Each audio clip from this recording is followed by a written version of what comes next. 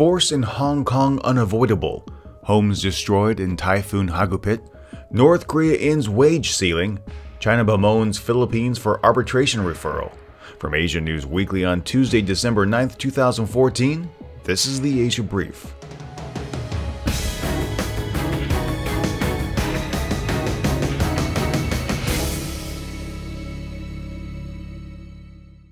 Chief Executive Leung said furious resistance is expected from some protesters in the Admiralty area when bailiffs execute a court order to clear part of the protest site.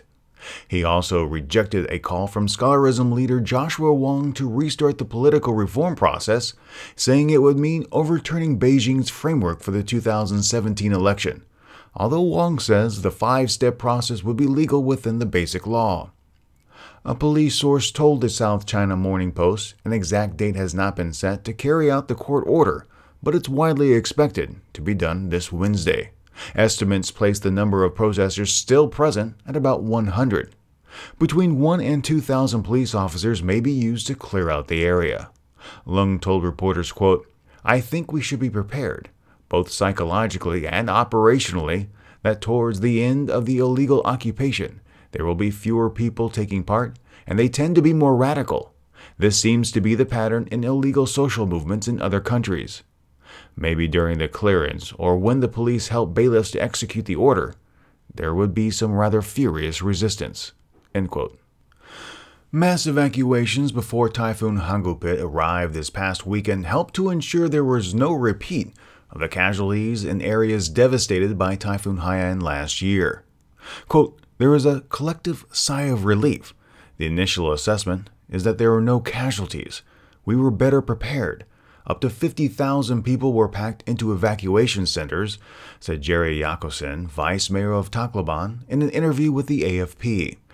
However, many still recovering from Haiyan's aftermath still haven't quite put their lives back together again and have been living in tents and other shanties. When Hagupit crossed over the region, it destroyed these temporary dwellings, effectively leaving many homeless once more. Maria Ana Alvarez, a Haiyan survivor, says, quote, "Nothing was left of our place, but we have no choice but to be resilient. The important thing is we're alive." End quote. The storm has killed at least 21 as of this recording, and heavy rains are expected in the area throughout the day. North Korea has removed the limit on wages paid to its workers at the Kaesong Industrial Complex. The facility operated in conjunction with South Korea. According to a state-run website, this removes the cap put in place by a 2003 law that said North Koreans would be paid at least $50 per month and raises couldn't exceed 5% of the monthly wage. Through negotiations, both North and South Korea have agreed to pay workers a minimum of $70.35 per month. Around 50,000 North Korean employees currently work at the industrial complex. The lifting of the raised limit might cause problems at the jointly run facility, as all salaries are negotiated through consultations between North and South Korea on an annual basis. This unilateral move might disrupt plant operation in the future when it comes time once more to discuss wages. China chided the Philippines for challenging its territorial claims in the South China Sea through international arbitration. The archipelago referred the matter to The Hague earlier this year, and China has until December 15th to reply.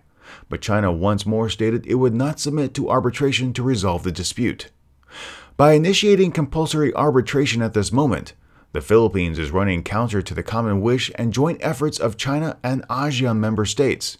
Its underlying goal is not to seek peaceful settlement of the South China Sea issue, but rather by resorting to arbitration to put political pressure on China, said the official Xinhua news agency.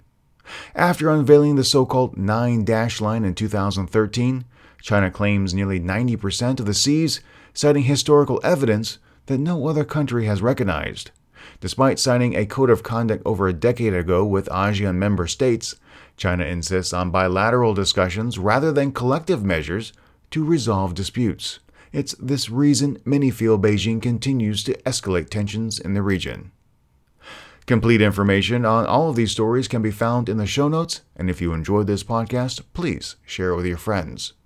You can subscribe to this and other podcasts on our website. Just click the subscribe tab or the big iTunes and Stitcher buttons.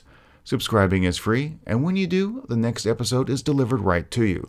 Thank you very much for listening today. For the Asia Brief, I'm Steve Miller.